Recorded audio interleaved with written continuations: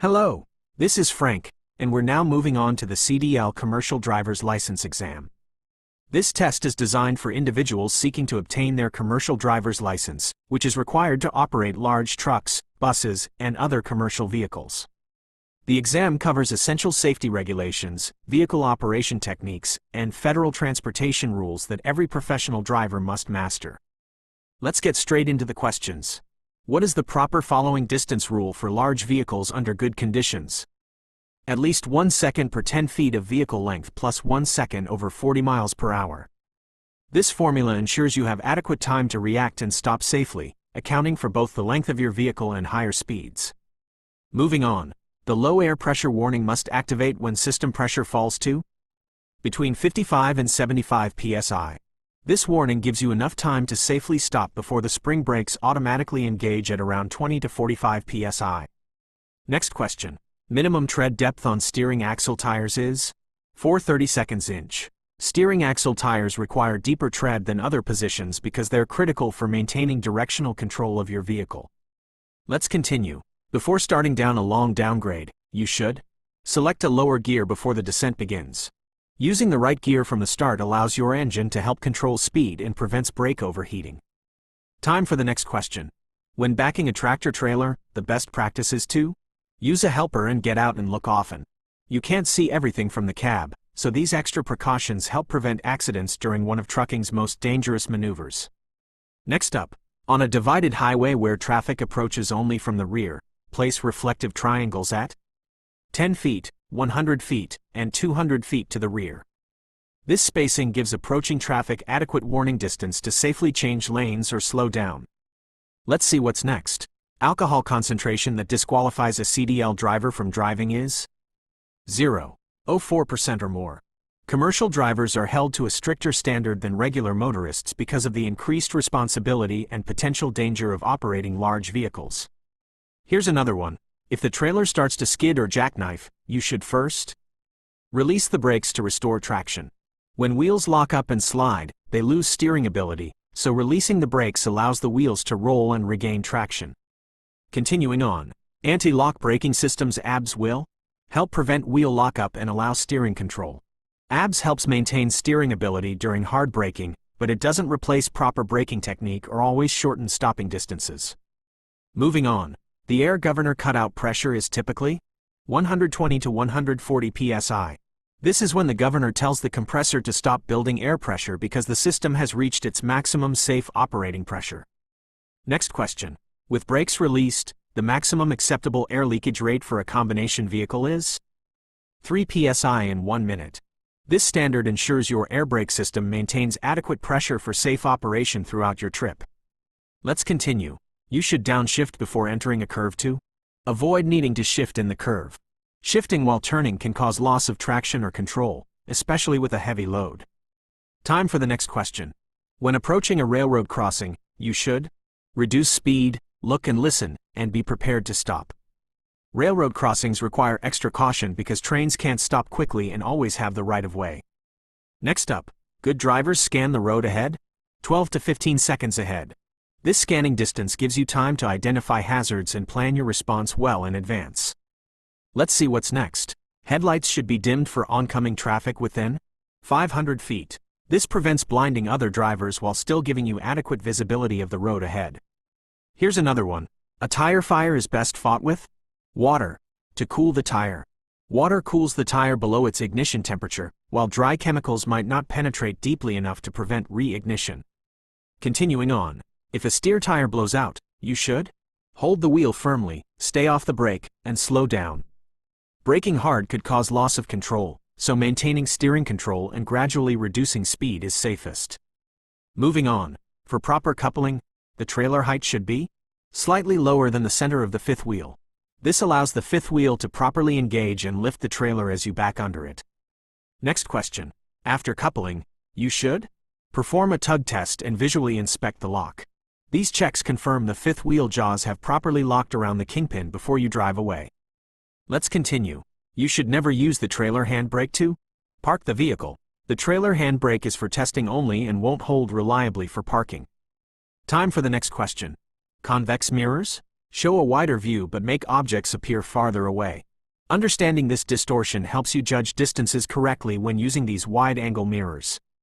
Next up, the rule for placing cargo tie-downs requires at least 2 tie-downs for most articles and more as length increases. This ensures cargo remains secure even if one tie-down fails during transport. Let's see what's next. You must place warning devices within how many minutes after stopping on a roadside? 10 minutes. Quick placement of warning devices protects both you and approaching traffic from collision.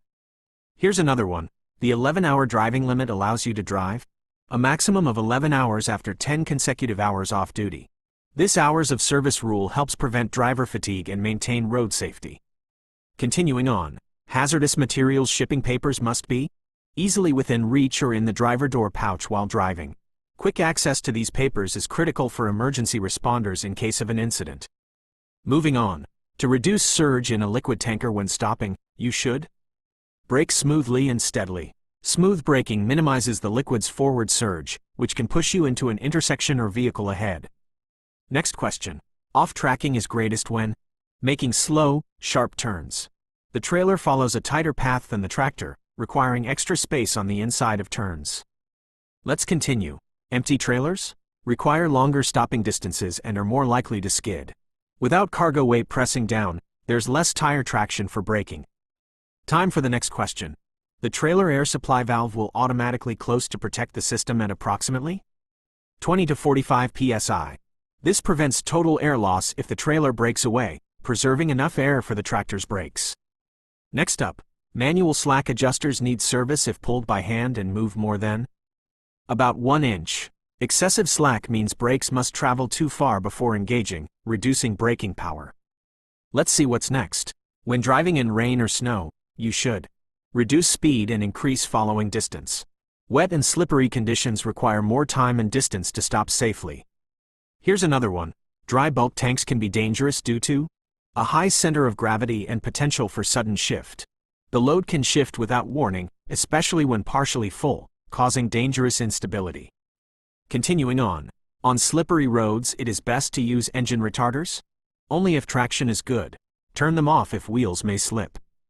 Retarders can cause drive wheels to lock up on slippery surfaces, leading to jackknifing. Moving on. When stopping behind another vehicle on a hill, you should leave extra space and use the parking brake to hold. This prevents rollback and gives you room to maneuver if the vehicle ahead rolls backward. Next question. You should not shift gears while crossing railroad tracks because you could stall and get stuck on the tracks. Getting stuck on tracks with an approaching train is one of trucking's deadliest scenarios. Let's continue. During a pre-trip inspection, brake drums must be free of cracks, oil contamination, and missing parts. These defects can cause brake failure and must be repaired before driving.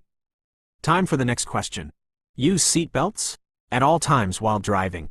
Seat belts are your best protection in a crash and are required by law for commercial drivers.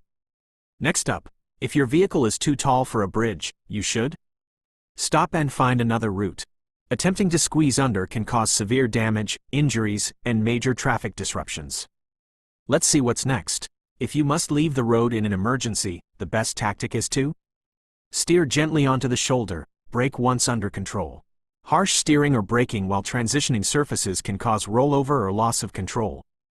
Here's another one. When parking a combination vehicle, always set the parking brakes and chock the wheels if needed. This double protection prevents runaway vehicles, especially on grades. Continuing on. When approaching a work zone with flaggers, you should slow down and be prepared to stop. Work zones have changing conditions and workers on foot who depend on your caution. Moving on. When descending a steep grade, brake technique should be use a low gear and apply snub braking as needed. This technique uses engine braking primarily, with intermittent brake applications to control speed without overheating. Next question. The best way to see a vehicle alongside your trailer is to check mirrors frequently and adjust them properly. Regular mirror checks help you track vehicles in your blind spots throughout lane changes and turns. Let's continue. When coupling a semi-trailer, the fifth wheel jaws should close around the shank of the kingpin. The shank is the narrow part that allows proper locking, while the head prevents the trailer from separating. Time for the next question. If the spring brakes come on while driving, you should bring the vehicle to a safe stop as soon as possible. Spring brake application while driving means you've lost air pressure and have limited braking ability remaining. Next up, if you must stop on a shoulder due to a breakdown at night, you should also turn on four-way flashers. Flashers make your stopped vehicle visible to approaching traffic in darkness. Let's see what's next. When loading cargo, weights should be balanced across the axles and within legal limits. Proper weight distribution ensures stable handling and compliance with bridge and roadway weight laws. Here's another one. To test service brakes during a pre-trip, you should move forward slowly and apply brakes firmly to check pull or wander. This rolling test reveals brake imbalances that could cause dangerous pulling during emergency stops. Continuing on, when driving at night, you should reduce speed and keep a safe following distance. Your visibility is limited to what your headlights illuminate, requiring more conservative driving.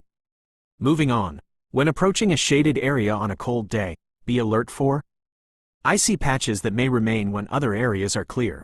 Shaded areas stay colder and ice lingers there even after sunny areas have thawed. And that completes this practice test. Great job working through these questions.